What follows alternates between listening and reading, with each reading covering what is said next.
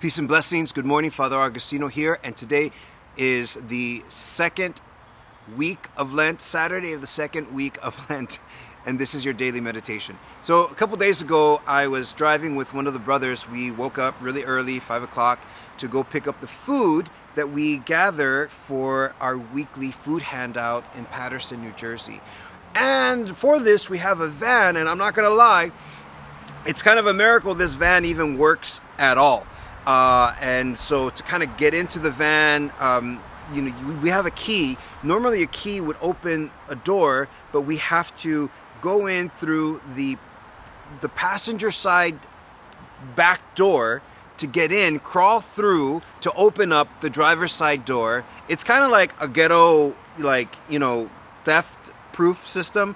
But we got in, and the brother was just like, this is crazy. Thanks be to God, the van fired up, and I just looked at the brother and I said, hey bro, let's give thanks to God because at least there's seats. And so that kind of became like our saying, hey, at least there's seats. We were waking up the entire neighborhood with this Harley Davidson of a van, driving through these quiet neighborhoods to pick up food at 5 in the morning. At least we have seats.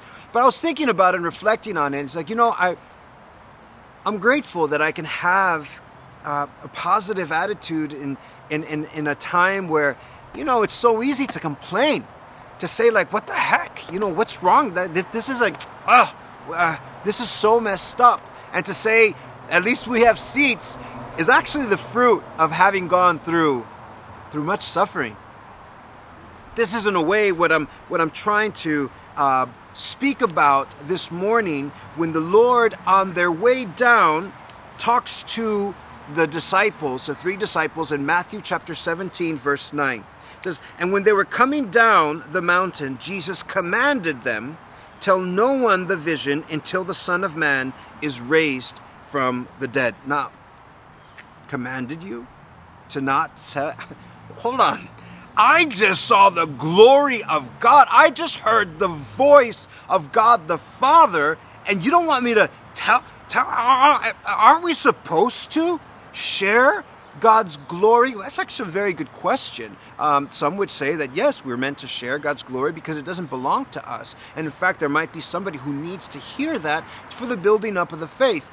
And sometimes it's entirely inappropriate to share something that God gives you because it's almost like a word between lovers. There's some things that aren't meant to be shared. There's some things that are just for you. But I would think that this word from God the Father is something that's meant to be shared. And the answer is yes, it is. But not in the timing that you think. Remember I was in college and I was just kind of like going through like a dark time in college. And I went to confession and I told the priest, I was like, Father, I don't understand. I think I'm kind of depressed, but I don't even know why. Everything is going well. I don't have any reason to be depressed. And he said something I will never forget. He said, sometimes the Lord allows us to go through things that we don't know why at the time, but sometime in the future, we're going to help someone out who's going through that same thing, and we're going to know what to say because God allowed us to go through that before.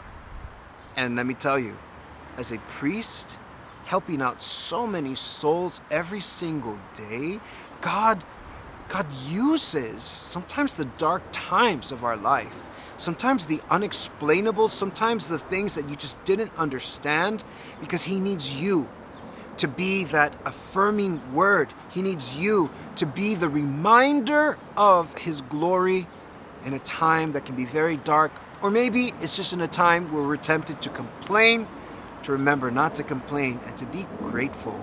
At least we have seats. The word that was given to the 3 disciples is very important because in Deuteronomy chapter 17 verse 6 and also in Hebrews chapter 10 verse 28, it speaks of the law, the Mosaic law, needing 3 witnesses for the condemnation of a man. So if a man committed murder, the penalty is death. And technically adultery also was penalized by death.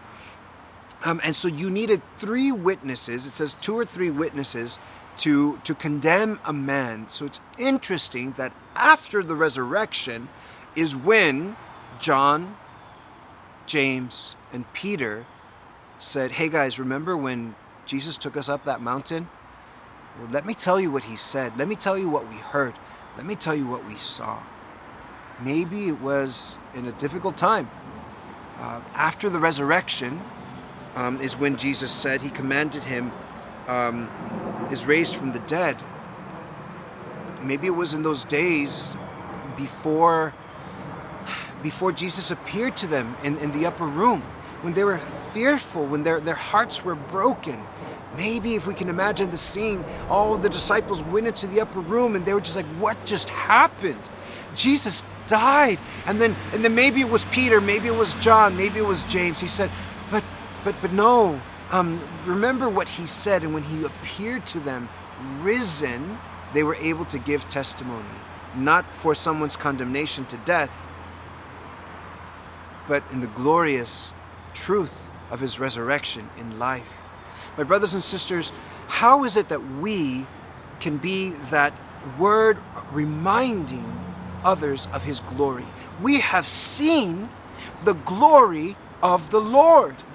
We have seen him act in our lives. So then my question is, why aren't we sharing this glory with everyone? I challenge you today to bring this word of life, to bring this gentle reminder, to bring this affirming word to at least one person today. Choose them and bring that affirming. When a complaint comes up, find a way to say, at least we have seats. And maybe it'll even be a comical time, or maybe someone is going through an incredible darkness, an incredible tragedy. You be the voice of Jesus at that time that says, I have seen the glory of God work time and time again in my life, and you will see him work in your life as well. Be the reminder of God's glory to those you meet today. This is Father Agustino, your daily meditation. See you tomorrow.